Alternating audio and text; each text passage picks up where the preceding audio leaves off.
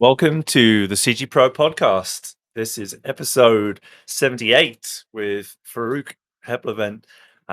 We are broadcasting live, and if you enjoy what you hear today, then follow us at becomecgpro.com or in our free Facebook group or on our Discord. Quick announcement before we get started. We have an open day on September the 10th with a Beetlejuice theme. So if you're interested in that, come and join us. And that's going to be tons of fun. We always have lots of instructors and recruiters and people from the industry. So looking forward to that. Our special guest today is Faruk. Faruk is a creative director, among other things, and has spent a lot of time working in the automotive industry in computer graphics, which I have also done.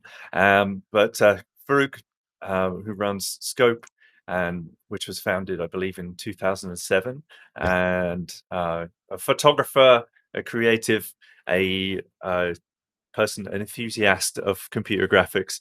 Faruk, welcome. Thank you for joining us today. Thank you very much for having me. What's your official title? Do you have an official title? Yeah, my official title I think it took me a long time to put it together, but we say founder CEO. That's, I don't know, being founder sounds cool, doesn't it, these days? Absolutely. Yeah. Well, tell us a little bit about, I'd love to go back to the kind of early stages of Yeah. how you got into all of this. I think especially people who are new to the industry, or even at the moment, a lot of people are making career transitions because of Yeah. the changing nature of computer graphics and the film industry and how all of this is shaping up. So people are often very fascinated with how people got into doing Yeah. things in the first place. Was there like any early influences that steered you towards image making, photography, cars, any of the above? Well, generally image making was something that, during my teenage years, I got fascinated with it, and I was lucky enough to, get an internship with a photographer here in Hamburg. And Hamburg is one of the media hotspots in Germany. Was back then. I mean, to be very honest, mid 80s. It's been a while. And everybody was still shooting on film, and there was a lot of local production because traveling and shooting abroad was not so easy. And so, I was lucky enough to get an internship, did that, used my school holidays to go work at the studio, which was kind of not so easy because you had to travel by train 1 hour and then walk. I mean, it sounds like a bad, movies. I had to walk to the city, but I had to, right? So but it was okay. Snow and well, the rain. The station was just far away. It was an industrial area. There was no buses, but it was super cool. So getting to know all these things and, actually starting to understand photography. And, after I finished school, I decided not to study photography. My family in general is more academic, but I wanted to be hands-on and learn it and, not talk about it. And again, it's in those days, it was not so easy to access information. This is what I still find incredible these days. If you want to, you can pretty much find out information about everything, and you find sources like you to learn things that you're interested in. I mean, getting catalogs from schools in the 80s was like a 4-week process, right? You need to mail in something and they send you something back, and it just takes ages and ages. So, being able to work at a studio and see how it's done and talk to the assistants and learn how the technology behind it works was something that interested me. And also photography was very technical back then. It was not so creative. If you look at, all the work, there's great photographers that were probably not considered so outstanding back then because control was something, it was expensive to produce. There were photographers that would get jobs because they had equipment, right? There was one example is in car photography that I started working later with a different photographer. There's like a 1200 millimeter lens on an 8x10 camera, and there was only one in Germany. So if the client wanted a car shot with a long lens, that guy would get the job. End of story. Very weird. So especially in Germany, it was a very technological affair. And you did using the dark room, and you need one of those as well on the Yeah. back end of it. Yeah, dark room, and then you would shoot on transparencies film that you need to expose correctly up to a third of a stop. And then I started apprenticing for a still life photographer that shot on 8x10, and he would filter 0.25 magenta in camera. So he would shoot, then process the film, look at it on the light table, and he's like, it's too green, 0.25 magenta, put it in the camera, shoot again, process again. So it was a very, very tedious project. This is what I like to say. I'm not nostalgic about the good old days of film. I am not. Absolutely not. Especially in a professional environment. I think, for people listening, imagine you do a render and you cannot redo it, right? It's like, that's the render. You wait, and then, kind of happens in rendering as well, but it is, it's like having, you have not saved the scene. You cannot go back because light is gone, talent is gone, you're not on location anymore. It's like, it can feel like a gamble, and it's very stressful. It's very stressful because except for you, nobody's seen it through the camera. If you imagine, taking pictures of people, portraits, things like that. If you shoot a Polaroid, which was very common, right? You had a Polaroid camera to like do a preview shot. If that Polaroid was fantastic, there was a big problem because you did not have that shot on film. Just didn't. So the photographers I used to work for, they would look at the Polaroids, and if they're very good, they would just rip them apart. Because once the creative director, art director has that picture, then they wait for the film to come out of the lab, and they're looking for this great picture, but you don't have it because you haven't shot it on film. So these were different problems, different challenges, but essentially learning the technology. After a certain point, you have it under control, you feel secure, and then that gives you the ability to jam, actually, right? I think music, I'm not a musician, unfortunately, no talent of mine, but I always think musicians that can jam, that is the highest form of musical capability, I think, when they kind of react to each other and play together and, create magic in the moment. This is what we're trying to do in CG. Obviously, it was not so easy until now, but the technological advances that we're experiencing are things that we were hoping for when we started out. Rendering one image on, 30 nodes overnight in Maxwell. This was what we were using before V-Ray. All right. And then actually watching the renders render.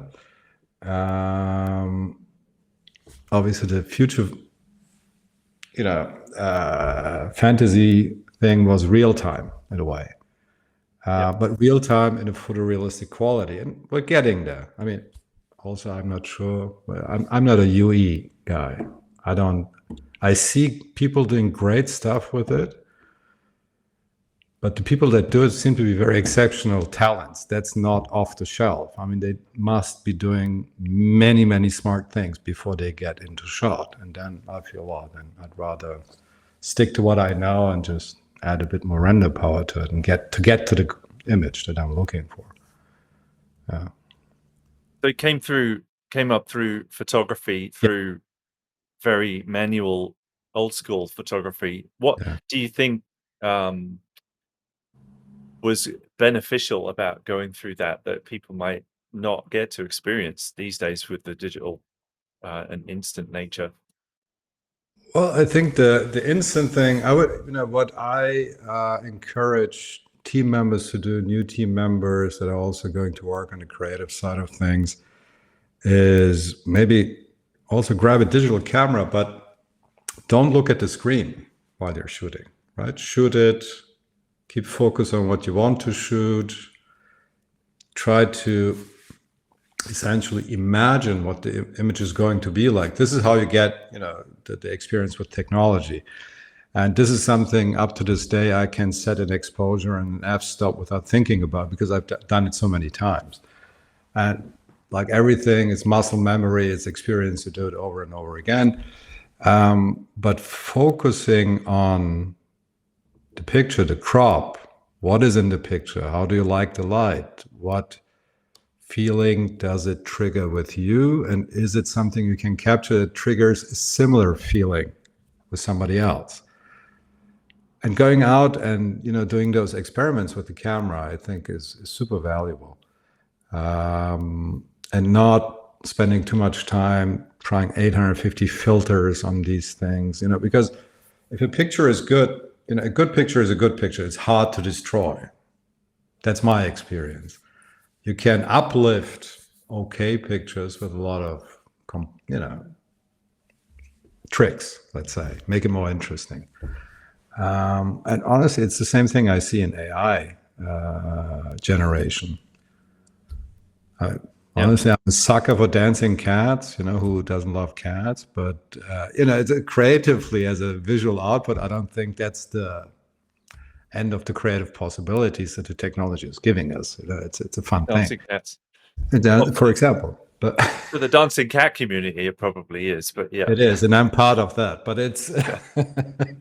But, when you look there, you see people where you kind of feel or see that they have classical training in putting together pictures, editing pictures, making crops, making decisions. And this was also, again, it's my head of CG, Matthias.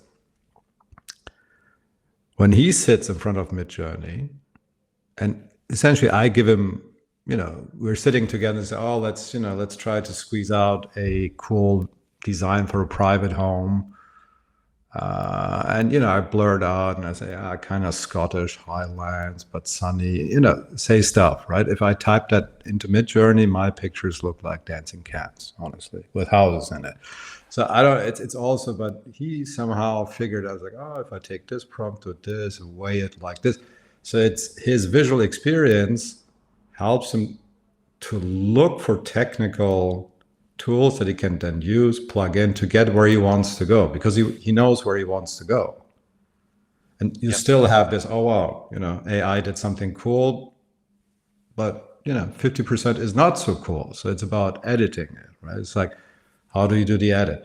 And not get lost in the options that, in my career, it was Photoshop, right? When Photoshop came, oh, we can do this. No, it could have been done before. Incredible. And then everybody was like, oh, was it, everybody was looking, is it Photoshopped or is it shot? That was the big thing, right? In the 90s. Then you had CGI. Is it CGI? Is it real? So now we're like, is it AI? Is it not? In the end, if it's a good picture and it does the job that you want it to do, it might be art, it might, maybe advertising, social, whatever you want to do.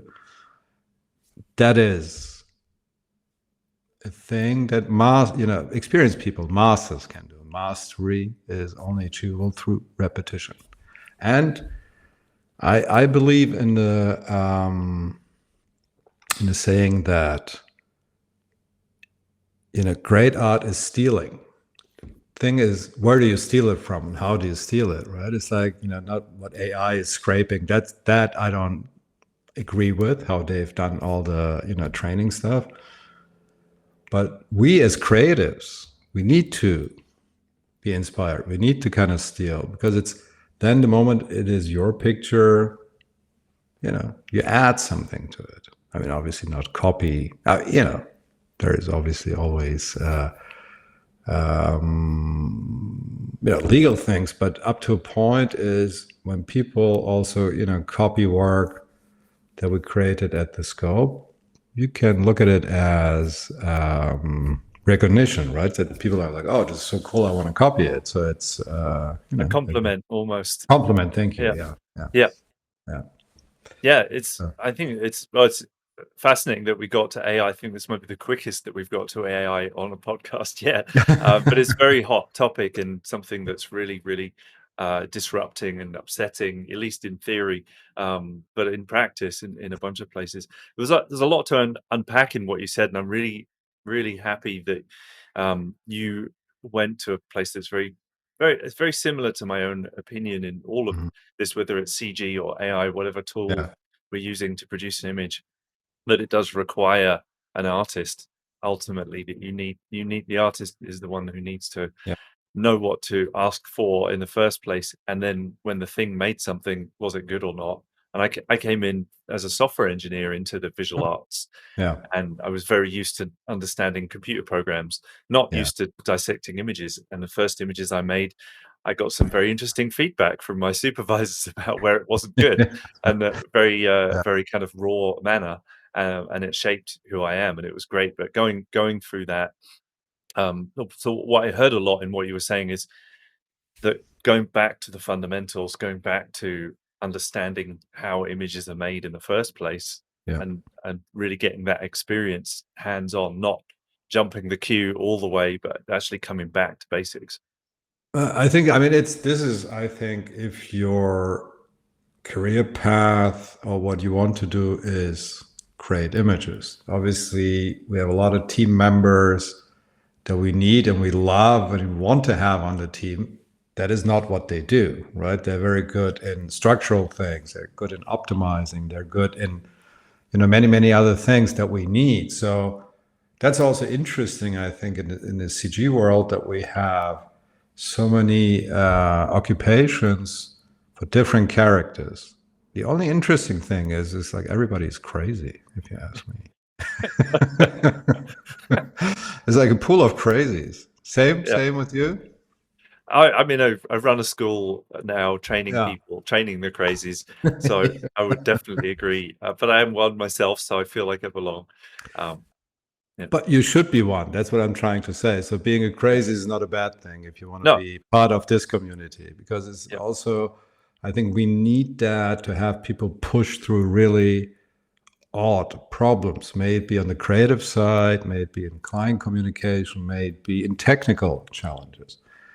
And that was something that's very interesting if you have, a person like Matthias who's creatively very strong, very well trained, but then he drills into the software until he gets out of it what he needs without being a software guy.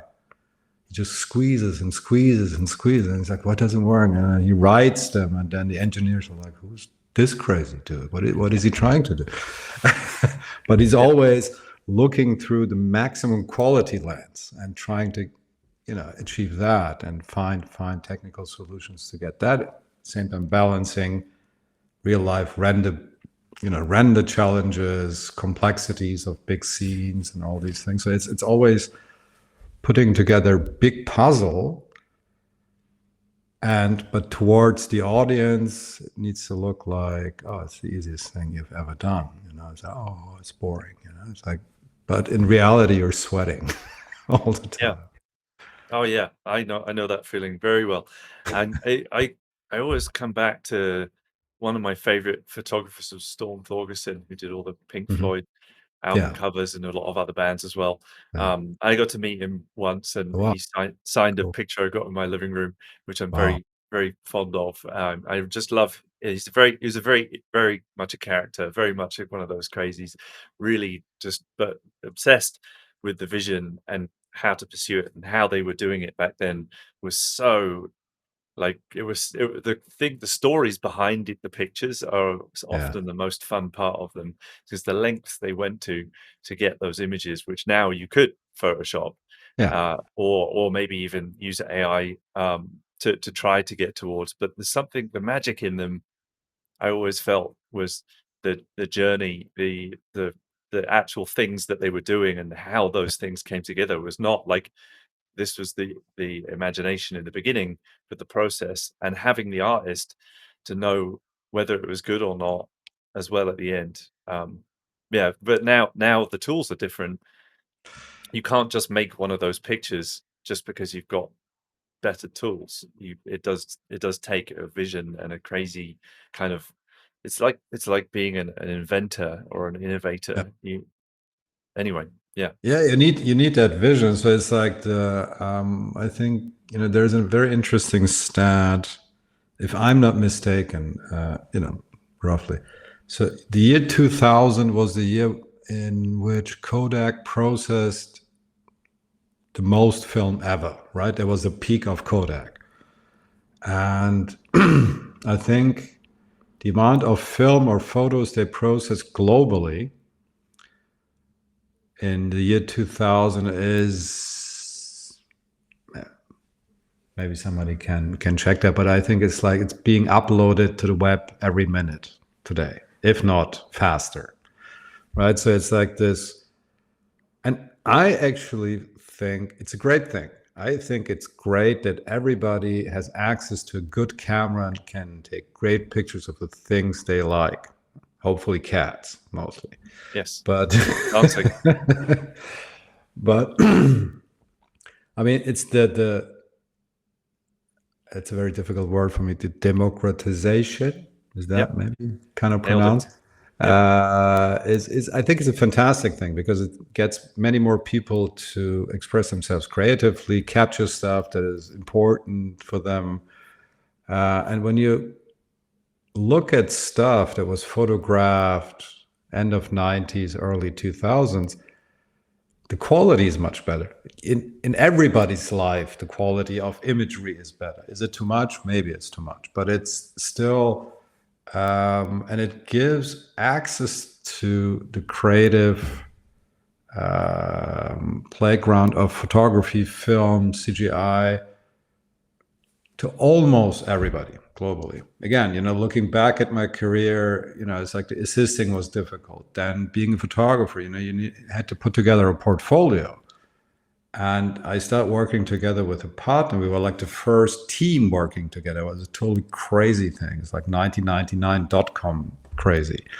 So, but before it cost 30,000 marks, which is the same like pounds these days or dollars, to have one portfolio, one. That which you would then have to take to the agencies, send to Munich, send to Paris, London. So if you had several portfolios traveling around the world, you were in 90K to start with. Before you have not shot, it's just the prints, the portfolio just and the the print. prints, just a Yeah, copy of the portfolio. Wow. Okay. exactly. Yeah. So the production of the prints, you had to go in and do that.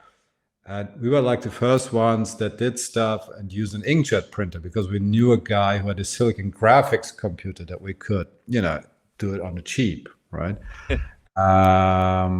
So, market entry was almost impossible. But these days, if you take great pictures on your phone, and whatever phone, it doesn't need to be an iPhone, right? It's like if you're a great artist, you'll find your audience because you have Instagram, you have, we see that, right? It's like these YouTube stars, Instagram stars, and they create value for the people that are watching them. I mean, again, cat videos leading the way.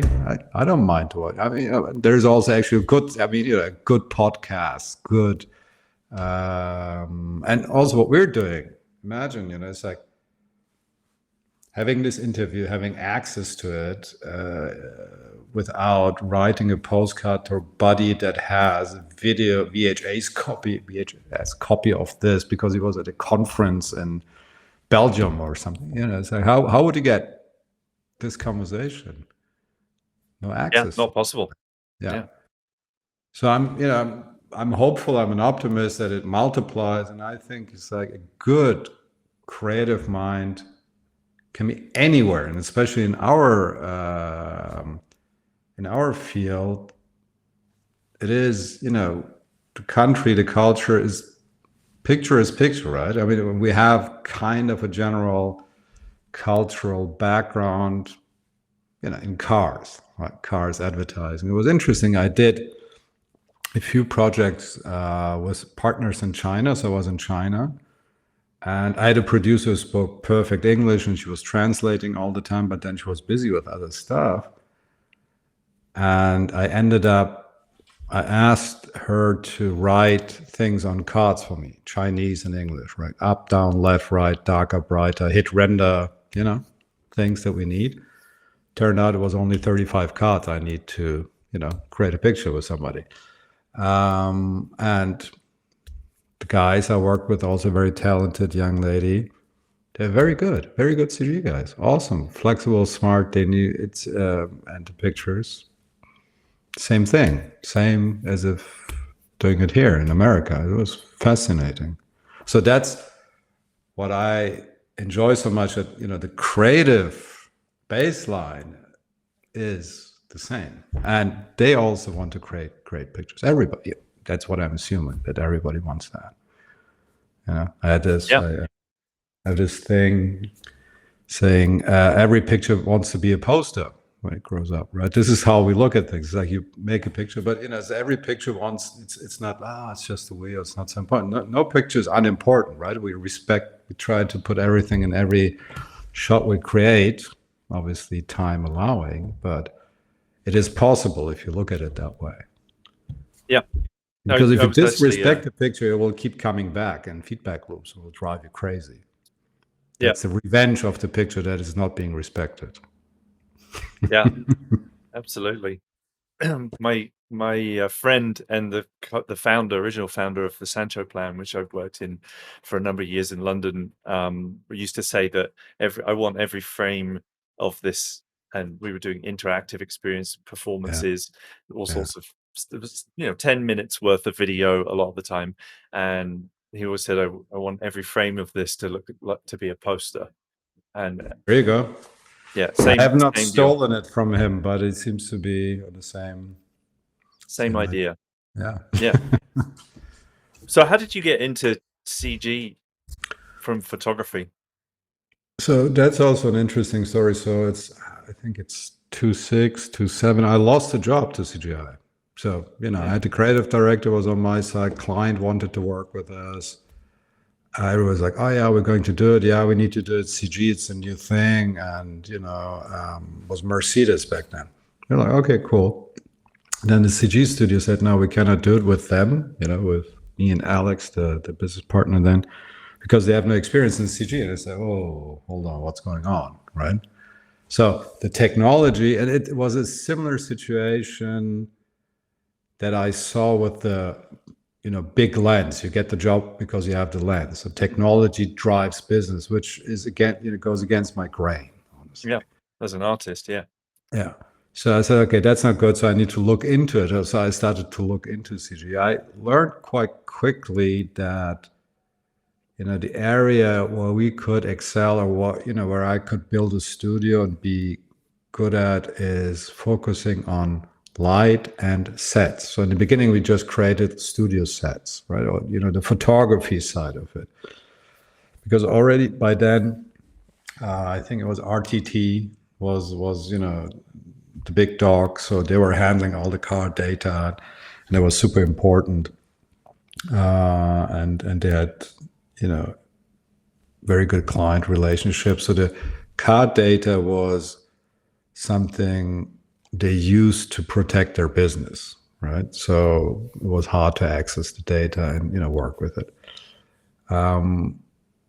But being creative, doing backgrounds, being able to work with photographers and creatives that wanted the next level of CG, see what is possible there, that was an opening where we felt comfortable. This is what we've done. And step by step, we moved into the launch business. So this is 80% of what we're doing is we're creating films and photos for car launches. Because the launch situation, is ideal for CGI. If you have a choice for the creators between I go CGI or I do a shoot in Cape Town, they will go for Cape Town. And they will find very good arguments to go to Cape Town. They're not real, but they're very good. So, and this has been happening for 10 years. In my opinion, 8 years ago, you could have stopped shooting studio anyways, right? But there are still people out there shooting studio, doing all that, which there was a point where I said, I'm going to stop evangelizing people, because it's like, I'm like the idiot running around and saying you can do it in CG, but everybody's like, just leave me alone because you're killing my Instagram feed. I need more pictures from locations. So we said, okay, where do people really need it? Where is the need so strong that everybody agrees to do it in CG?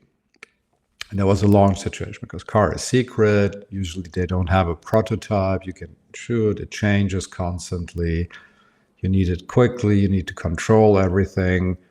So this is what we started focusing on. And in that process, we learned, oh, our locations need to get better. Our locations need to be 360 so I can react to a feedback that comes directly from a CEO, because this is what happens in a launch. A CEO is interested because he or she is going to be standing in front of this picture of film. They're on stage. It's Yeah. not like, it's a nice campaign, just roll it out and give me the numbers, right? It's their face is connected to it. So it becomes a very high profile situation for within the car company. Usually also helps with the budget, because then it's like, well, Thatcher said it, Luca De Meo said it, and then it's fine. There's budget. But at the same time, we wanted to be able to really react and deliver high quality work for these productions as well. And obviously with the development of the internet, film became more relevant. So we learned film. I mean, we came from pure photography, and then we added film to our capabilities step by step. And now we, offer both. And you can have film, photo, everything interconnected, same look, feel. Again, the package for launch becomes compelling for the clients to go with the CG solution. That makes sense. Yeah, I've spent time in that world as well in commercials when I was working in post in London, Yeah, doing like the Ford Focus launch and the Lexus blah de blah launch. Like I know yeah, that, and I know the obsessiveness of which the scrutiny of the highlights on the cars is yeah, extraordinary. So having that control yeah, is absolute, which is it's really interesting that we also, just to jump backwards and forwards a minute on this concept, because you're talking about going from photography, practical photography, to CG, and that being better than practical photography, yeah, at least in terms of being able to control and efficiencies and various things. But you have that control with that medium in general. yeah, You're still sometimes, I know, painting things out or doing things in post on top of the CG in some cases, but you okay, get really good at yeah, pretty much nailing it in the renderer. yeah, Um, Now we're sort of limping or lumbering or sprint limping towards AI. yeah, Um, what what does this feel like or mean to you, kind of going through another one of these, and especially thinking about the things that are important to the clients at the end and the process, and because there's the desire for control, there's the obviously like using tools that we're allowed to use, not using. yeah. Anyway, I'll stop there. And Yeah, what are your but I thoughts? mean that was something that obviously everybody jumped on it, and it's quite early in the process. All the car manufacturers called their people and say, "Stop using, can't touch it." Right? Mm, So you're not allowed to play with that. mm, Now, I think Nvidia and WPP have put something together. They're working on stuff. Obviously, Getty Shutterstock, getting licensed artwork, as they say, is happening. right. But up to a point, it comes down to if you really, like with digital photography and film photography, right? What I explained is like you have this very so what we have right now, you need to have a very high level of technical capability to deliver stuff that is being democratized. So, and also there, I think it's a good thing. So it's people being able to create film and photo to express ideas or campaign for whatever they're doing is great. Right now, it kind of looks dodgy here and there, but it'll get better, and the world will end up looking better. Yeah. That's what I'm thinking. And it also gives a lot of people who did not have access to these types of assets and media assets the chance to create things that help them sell, I don't know, sneakers that look like cats, maybe, right? It's like, I hope they come out soon, but stuff like that. So it's like, then they find their audience, they can create fun videos, photos, share it. People get creative with it, do interesting things, express themselves. I think all that is good. But when you take it into the professional realm, and it's showing up, it will show up. There you have the Nuke plugins. We use AI or ML tools within Houdini to do certain Yep. UV mapping stuff nobody wants to do, actually. Yeah. So speeding up certain things. And there's the NVIDIA stuff where they say, oh, you can prompt assets. Sounds cool, yeah. But I'll take it. If it works, I'll take it. But then, like you say, you need to have it legally signed off. You need to have it under control. You need, all these things. And still, you're going to have a client that sits in a meeting with us, and we do that. Talk about a highlight on a wheel for 40 minutes because Yes. that is what they care about. And AI is not going to solve that problem. It Yeah. might solve it, give them 25 options, but that's not what a client wants. They just, they don't want more options. They want it to be right. Just want that highlight on that wheel to be perfect. Yeah. Exactly. And it's like, it's as ridiculous as it sounds, the highlight says something subconsciously. Yeah. I mean, I believe in it. It might be delusional, but I believe. Yeah. So I care about it as well. It's kind of like in the eye, you have that highlight in the eye is where the life comes from in your eye, not just the eyeball.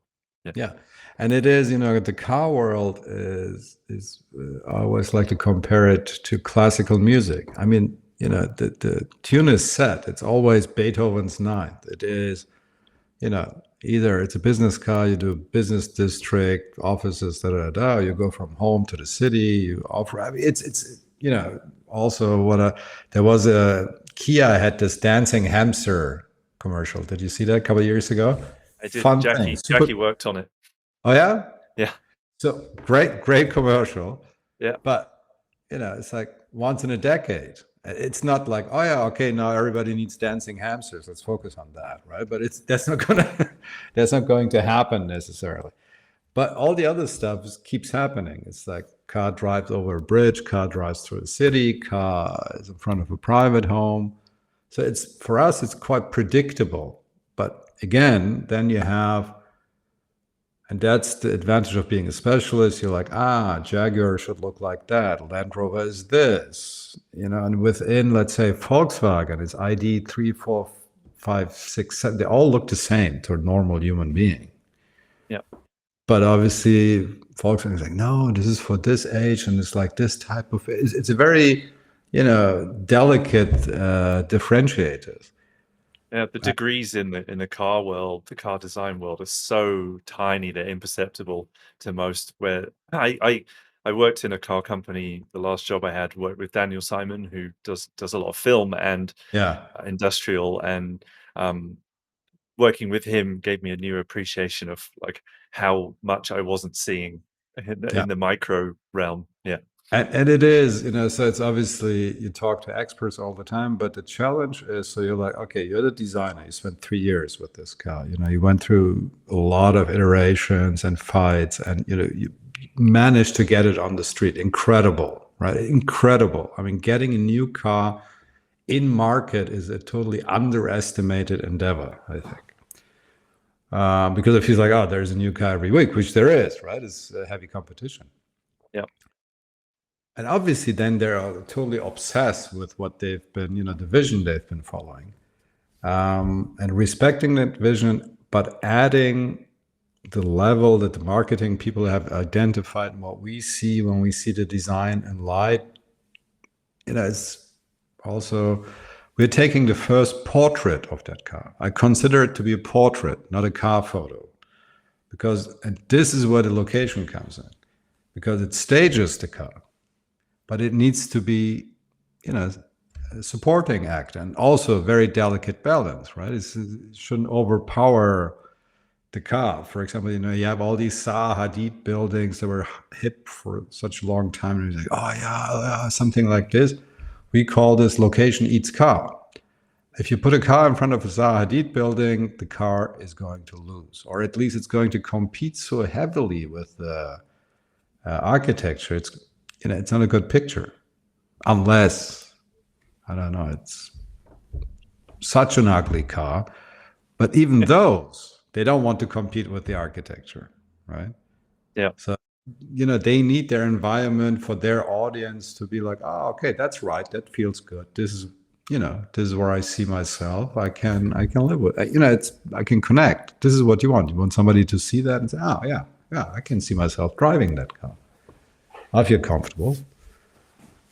So on the AI topic for just a minute more, have you seen that moment already where you've like lost a job to AI and said, okay, now I'm jumping in? What's it making you think about the future of the art form that you guys do? Well, I think with the AI is what we started looking at. We didn't push it. We just looked at it and said, okay, we see it's a possibility. So there is a nice workflow where you essentially set up the picture in 3D and you render out passes, right? So it's ZDEP, normal, certain things, and then you feed that into Comfy UI. And there were great posts on LinkedIn. I thought that was very interesting. So I had the team test that, and they tested it successfully. So you have like a stable angle. You can create quick iterations of the background and try things, right? You put two cubes and say, make it look like New York, make it look like this. And I'm sure it's much better than the last time I looked at it. And I think it's a viable production tool if you need a lot of output. But again, the control factor is not to be underestimated. And at least our clients expect 10K renders for stills. Yes. 10K. Yeah. We're doing stuff for 30K. I'm like, guys, what are you doing with 30K? They're like, well, yeah, we do billboards at airports. I'm like, okay, cool, if you need it. So, and yes, you can up-res them, do all these things. But then right now, this probably is going to change as well. Right now, it's more efficient and more controllable to stay in my pipeline instead of trying to use AI. Yeah. But the moment becomes usable comfortably, I'm the first one making, but also it's not going to be super easy. It's not. Right. You will need smart guys prompting properly. Then client gives you feedback. Okay, what do you do? Client gives it. So you have a 10K picture. There's a city in the background. I'm just making this up. And the client comes back and says, yeah, there's this neon sign that looks like a rat to me. All right, what do you do? You go ahead and retouch it, right? And the moment you do that, you're into where's the great advantage? You're back to square one. Right. Yeah, no, it's and the workflow you explained with Comfy and being able to essentially do layout, and you've got prompting into the process, but you're also putting other things in the process like we always have. We've always driven this through all sorts of communication, not just words. Words is like a small part of how we communicate with each other as artists. We communicate visually through drawings and paint overs and all of that kind of stuff. But I think, for people listening or people getting into the business, I would definitely say focus on that. I mean, focus on that, because if you have the creative drive, you will find an entry to the market, and the entry to the market is not from top, it's from below. But if you can deliver great artwork for clients that don't have big budgets, but it feeds you and makes your clients happy. I'm just making it up from your local car dealership, right? They need ads, they need social media stuff. So if you can create things where they're like, whoa, this is great, for $150, and you still make $75, you're a winner. Everybody wins, right? Cool. But the area we are playing in, that's not an option. It's too many, too many people give feedback, define it. There is too much, know-how Scrutiny. going. Yeah. Huh? Yeah, it's Scrutiny. Yeah. scrutiny. Yeah. And we need to have something where we can react to that reliably, and where we know, oh, okay, they want this. I turn the sun position 6 degrees, and it changes the whole picture. I know, and I can re-render it, and do the car updates, product updates. All these things come on top, right? Product correctness and colors and masks. But for very artistic, fantastical stuff, which we do not do, right? We're again, it's a symphony. We play it over and over and over. It's and we're very happy there. Right. Well, that's great. Yeah, I mean, but you are also exploring some new fields, I guess, in moving into the moving image, which you described, and then also helping people explore new virtual production technologies. Yeah, yeah. I mean, that is super cool thing with the guys from Chaos and Chris Nichols, the Project Arena, the real-time ray tracing tool that they developed. So Matthias, our head of CG, created the environment for that piece, and the trailer is out, and the premiere is next week. So Yeah, you're going to be there, so we meet I each other there. indeed. Awesome, Yes. Yeah, awesome. looking forward to it. Yeah. So I think, again, not really, really deeply my area, but we did have situations where the client said, "Oh, how can we get talent in here?" And people in the car in an LED stage, I think, totally works. Full car in an LED stage, I don't think it's necessary, honestly, because then I can render it. It's like AI. Then I have more control rendering the whole thing. The reflections are more accurate. But if you need interaction, people in car, right? You do the plug in walls, or you shoot a Yeah. portrait with the car and the people. Yeah, I'm sure it developed, and there's people doing great stuff. But the moment you have to build the floor, your budget explodes, Yes. That's right? right. So Yeah. if you have shots, all the shots without floor and people in interaction, we tested it 2020 when COVID broke out, because we had friends that they were doing actually music concert stuff, and it's, oh shit, we have this, somehow Yeah. it came together, and they had just LEDs sitting around because no concerts, right? There is interesting stuff you can do with it creatively. And I'm really astonished about the amount of LED stages that have been built. Don't you think? I mean, it's Yeah. huge money, huge investment. So other people must be believing in it very much. And also hearsay, and what I have seen a little bit, there is, again, great people doing great stuff, but getting assets to work on stage, what I heard is you need the time to calibrate it, the asset to the stage, to every individual stage, and then rebake or whatever needs to be done. So it's not an instant situation, as far as I understand, right? You cannot do whatever you want. And with the arena solution, you can change the light. You can, the DOP that was on that shoot, you actually said, "Oh, move it over there. I'm going to shoot this." Da, da, da, da. So that seems to be fulfilling a lot of creative challenge. I mean, solving creative challenges that the existing pipeline had. And I think, if you have access to the endless amounts of locations, assets in 3ds Max, Maya, the V-Ray and realm.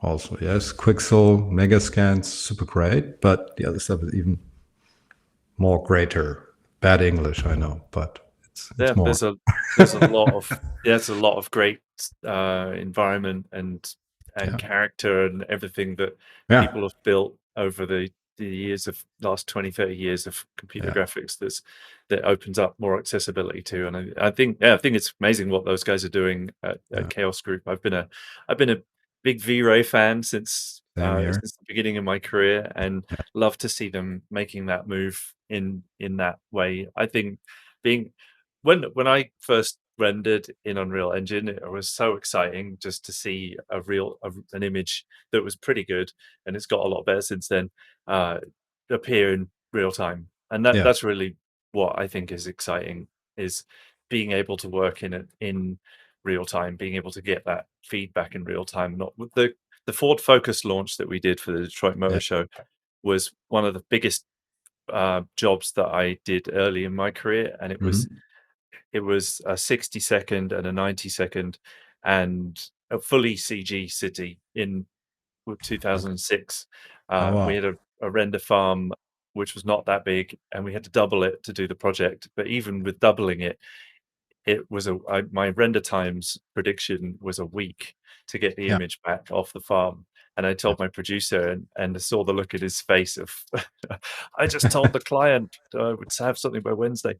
Um, Yeah. and so to be able to do something now where you can do something in real time and it looks way better than that did, Yeah. and I see mean, it in real time. Yeah, 2006 yeah, is generations, yeah. generations. I don't know also if you've seen it, which, we created a Scope City thing where the team has built, city building tool, which is pretty That's exciting. cool. We are using it for our own productions, but this is something that we're working on, and we've been talking about it for a while, but we want to get it out as a product so more people can actually use it and have access to it. And also, this is one of my hopes that Vantage, Arena, V-Ray, that you can jump from online to offline to interactive, more or less. This is something that people are interested in. And what Omniverse is going to, we are looking into that. That is super interesting, but we want to publish it into these spaces Right. so more people can use it. I think that Tell is uh, tell me a little bit about it, about the Scope City. Is it well, based in Scope Houdini? built in Houdini, and Yeah. Scope City is the holy grail of car locations. City, right? City always a pain because especially with secret cars, you want to shoot them in the city because if it's an urban car, you want to be able to showcase that. But at the same time, you don't want to replicate a city 100%. You want to have a generic city. But that is New York-esque, LA-esque. London-esque is impossible. I think London is too rich. But Too old.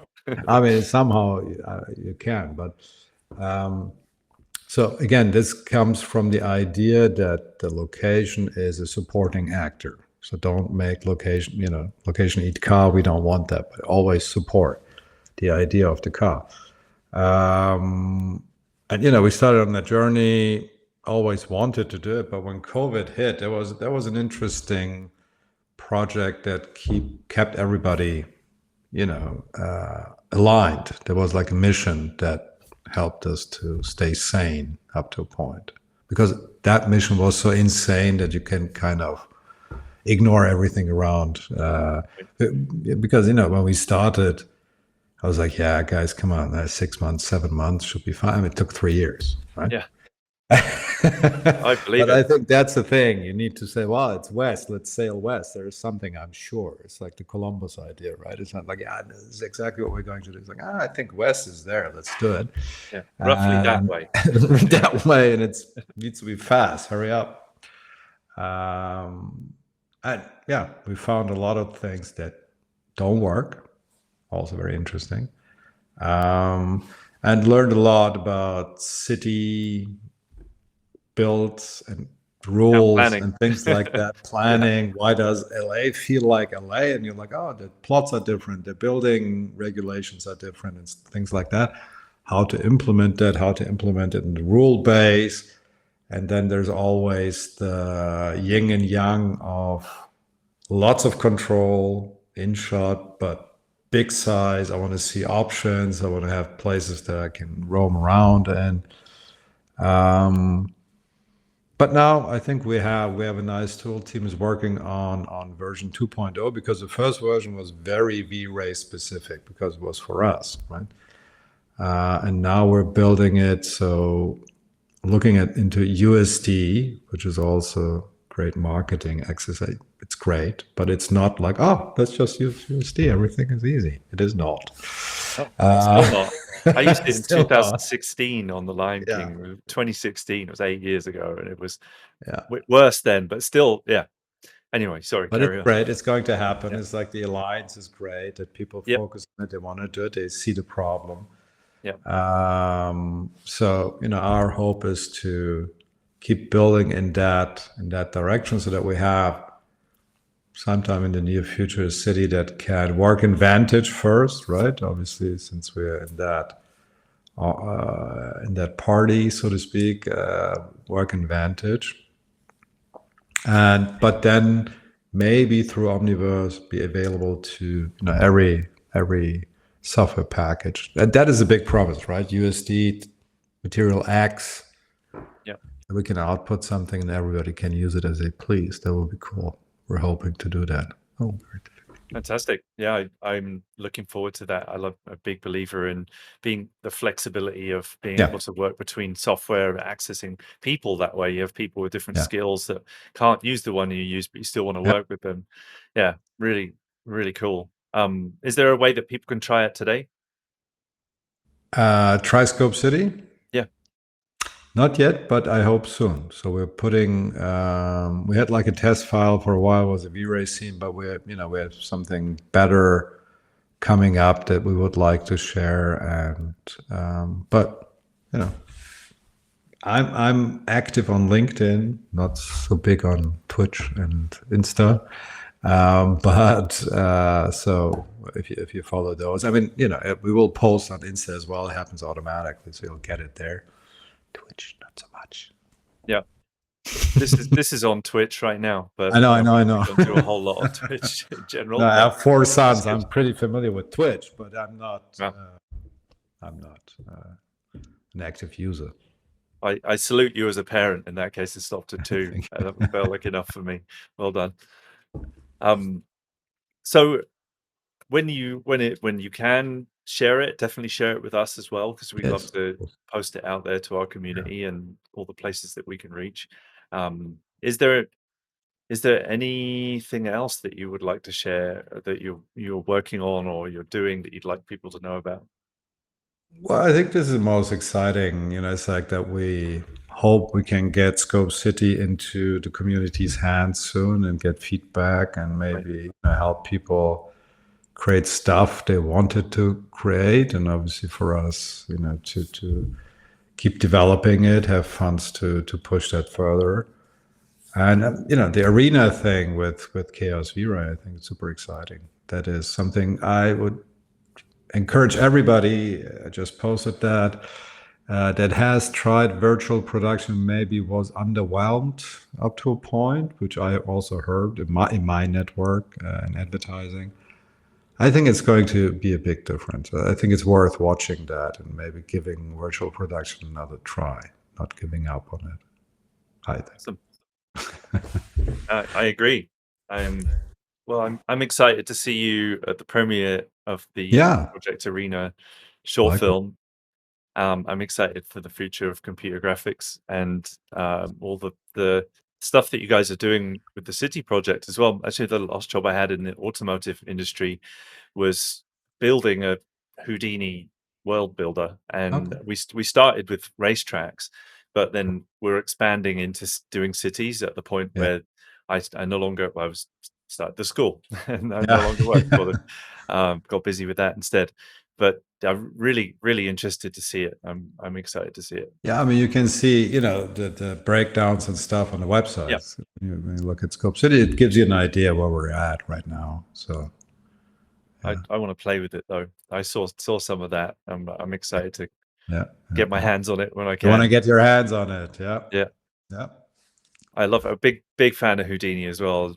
I just think it's the most extraordinary, my yeah. favorite 3D program out there for It's sure. obviously I cannot operate it if my life depended on it, but I'm fascinated by what I mean. I understand the general concepts, but it's fascinating. Yeah, I think it's. I mean, we all know it, but many, many, many, many people don't know it. It's like a really interesting secret magic thing. Yeah. So It the is. naming is actually very accurate, I think. Yeah, it was Yeah. brilliant. It was a Yeah. brilliant naming that stuck for a long time. I, I actually, my next meeting is with our Houdini instructor, so I'm excited about that Oh, too, cool. because we have a course coming up later this year. Awesome. But Faruk, thank you so much for being with us today. I really Thank you appreciate you for taking the having time. me. Then we shall speak soon next week. Absolutely. Yeah, absolutely. I look forward to it. And thank you also to our studio audience for being here. Thank you for our team in the background, and look forward to another episode in a couple of weeks. Again, our open day coming up on the 10th, which is Beetlejuice theme, and we're really looking forward to that too. Looking forward to a lot of things apparently, but I hope you all have a great couple of weeks until our next one. Farouk, thank you again. We shall see you all very soon. Take care, everybody. Go make some cool stuff.